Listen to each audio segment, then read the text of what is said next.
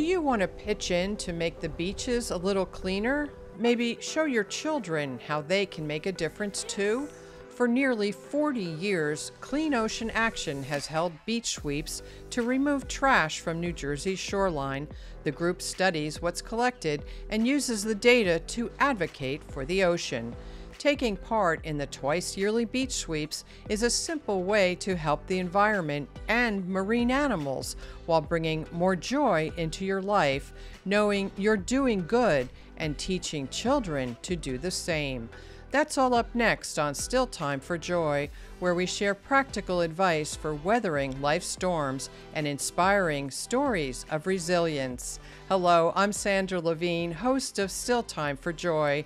My guest today is Cruz, Debris-Free Sea Coordinator at Clean Ocean Action, who organizes massive beach sweeps twice a year. Welcome to the show, Kira. Thank you so much, Sandy. I'm very happy to be here. So Clean Ocean Action has been advocating for the ocean for 40 years and holding beach sweeps for some 39 years. Why are the beach sweeps so important? They're so important. I'm not sure if you know, but CO actually started back in 1984, like you said, 40 years ago, to fight ocean dumping. So that ocean dumping that was legal to do off the coast of New Jersey and New York led into a year later, in 1985, our beach sweeps. As you can imagine, much of that debris was washing in with the high tides, and you couldn't even go onto the beaches. You couldn't enjoy the beach. And what's Jersey known for? The Jersey Shore. So these cleanups are so important to give back to to our shore and other marine environments that we love to enjoy year in and year out, not only for us humans, but also for the wildlife, both in the water and outside of the water. It's become so harmful and so detrimental. And now, we're definitely paying more attention year after year to what is coming on and off our beaches. And the beach sweeps have grown tremendously from just one site originally to how many sites are you coordinating now, Kira? We have 82 sites, and we have, I think, 3 or 4 new ones lined up for 2025. So we are always expanding. When I first started, we had, I think it was 75 to 77 sites. So I've added a few since I started back in 2023. And people can find the sites by going to cleanoceanaction.org, but they are all over the shoreline, right? They stretch from where to where? So they start up in Essex County and then go all the way down to Cape May County, but that's not all. It's not just along the coastline. When beach sweeps first started, it really was more along the Jersey Shore, but now we've expanded along the Delaware River. We have 3 sites along the Delaware River on the New Jersey side, and then we have a couple other sites that are more inland, but those waterways still lead to the ocean. So we're helping out all over New Jersey. So how do the beach sweeps work? So the beach sweeps work where, we have registration. Each individual has to register themselves. If they are a minor, a parent or guardian has to register themselves. And then leading up to the beach sweeps, I'm behind doing all of the legwork. We have volunteer beach captains that lead each of our sites statewide. So when you show up on the day of the beach sweeps, you will check in with your beach captain. We do encourage BYOB, bring your own bucket, to reduce the use of plastic bags. We do have stickers if you bring a bucket, so that's always exciting. We love incentives. And then you also receive a data card where when you go onto the beaches to remove this harmful debris, you're going to record each piece of trash that you remove. And as you go along, you keep putting on each piece of debris that you are picking up, and then at the end you total all of the items and hand that back into your beach captain before leaving for the day. We ask you to also bring gloves, but if you don't bring them, that's okay. We have them for you, and as well as bags if you don't bring a bucket. We have black bags for trash and then white bags for recycling. So I have participated a few times in the beach sweeps, and it is amazing what washes up on shore. What are some of the types of debris that end up being collected during the beach sweeps? Sure. So you have kind of like your typical trash that you see even along the streets and roadways, because they wash down our storm drains and then lead ultimately into the ocean and then high tide onto the beach. But a lot of the things we find, bottle caps, cigarette butts, plastic bottles, cans, And then we have some eclectic finds. We had an old telephone with a wire cord in the spring. Some of our sites have found full couches or kids' play sets, tires. It's kind of like you name it, volunteers have found it. Nothing surprises me anymore. So people may be surprised to hear about the amount of debris that's collected in just one day, not even a full day. It's just a matter of hours. Talk to me about the scope of the debris that's collected. Sure. So each site varies of how much is collected, which is typical because not every site gets the same amount as the other. But it's quite crazy, like you said, one day, how much trash that we are picking up or that these volunteers are picking up. And it's thousands of pieces. One site might be, 1,500 to 2,000 pieces. One site might be 300 pieces. But as a whole, that's thousands and thousands of pieces of trash removed that we might not even realize was on the shores and at our sites to begin with. Since the start of beach sweeps, we've collected nearly 8 million pieces of debris. So it's fascinating what we are picking up year in and year out. And this is important not only to keep the beaches clean, but sometimes marine animals will mistake garbage for food. Talk to me about the benefits to the marine life. Sure, of course. So like you said, a lot of times those smaller pieces of plastic in particular, they break down over time. They never fully biodegrade. Those, fish, any type, even birds, they mistake it for food and they'll ingest it. And it is detrimental to their health and well-being. They either choke on it or over time with it being in their intestines and whatnot, it will just start to degrade. And those toxins and chemicals that are in plastics are so harmful to them. But even fishing line or balloon strings will get entangled on birds' feet or could even entangle dolphins or sea turtles. And that they become panicked and trapped. And unfortunately, it could lead to death. Yeah, and sometimes turtles will try to eat plastic bags. The pictures are just so disturbing of the animals who are suffering and really points out to the public why this is also important. And I should mention, you have a Bachelor of Science in Marine Biology. How did you become involved with Clean Ocean Action? What drew you to this work? So I was actually a volunteer for Clean Ocean Action before now working for Clean Ocean Action. My husband and I used to go to beach sweeps for many years. And then I also worked with a lot of the water quality programs. And I was just always in awe of Clean Ocean Action and then Cindy Ziff, our executive director, and now leading beach sweeps. And I thoroughly enjoy running it. I enjoy interacting with all of our volunteers, all of our beach captains, keeping beach sweeps alive and in COA's fashion, but also giving it my own pizzazz, so to speak. So you get a lot of groups involved in order to pull off this massive effort.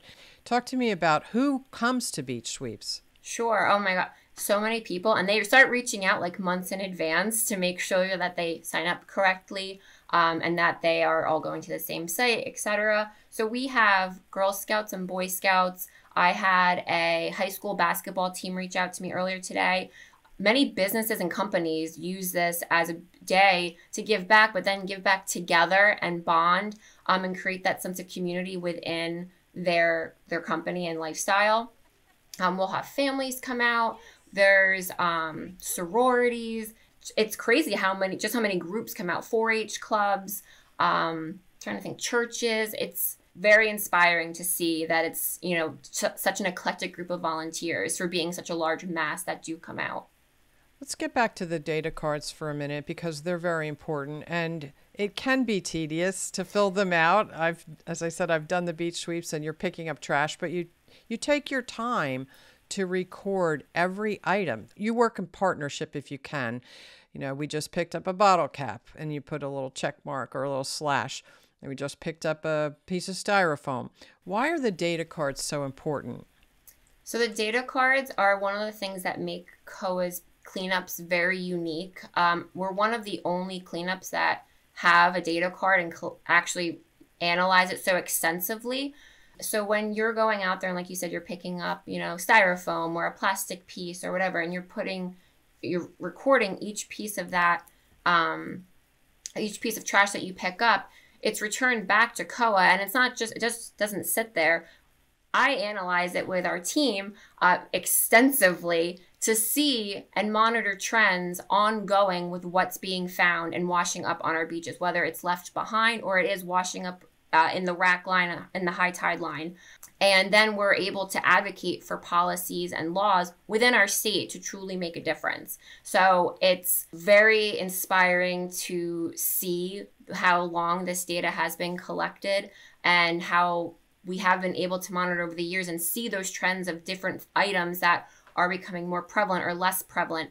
During 2020, we added personal protective equipment, so your face masks, your disposable gloves, and they were so very high in numbers during peak COVID years. And now they're starting to really not be as prevalent on our beaches, which is a great thing. So we might, over the next couple of years, monitor and take those off. I know the data card has definitely evolved over the years as well, in looks and in what has been on and off of it. And it's intimidating as well. It's a lot. It's 95 items broken down into 9 categories. So we don't mess around with the data. Clean Ocean Action has always been about collecting data, analyzing data, and advocating for new laws. Mm-hmm. So what are some of those trends that you've noted over the past many years? What are you seeing more of? What are you seeing less of? So since I started with COA, a big item that we're seeing larger numbers in are the bottle caps. And it's odd because they don't correlate with the number of plastic bottles. It's a high number of bottle caps and then lower numbers of plastic bottles. And even during my corporate beach sweeps that I run during the summer, they are more intimate with companies as like a one-on-one cleanup. People during those cleanups even say about the bottle caps. And people, that's another thing is like, yes, we're analyzing it in-house, but it's also hearing that people are also noticing during their particular beach sweep how they collected bottle caps the most. Cigarette butts have been on our Dirty Dozen list, our top 12 ocean offenders.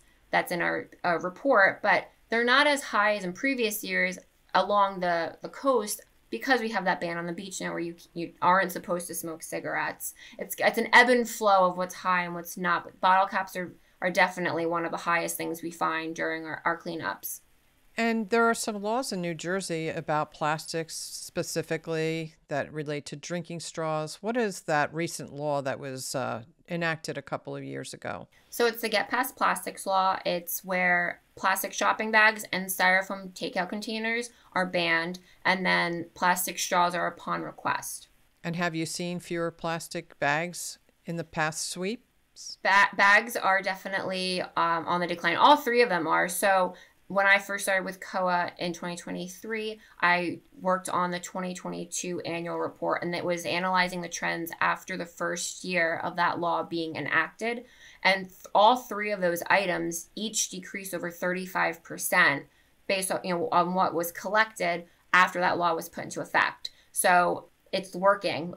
Seeing that this data really shows a timepiece in our state of what you can do when you put a ban on things and how detrimental it used to be, that these items used to be to our environment.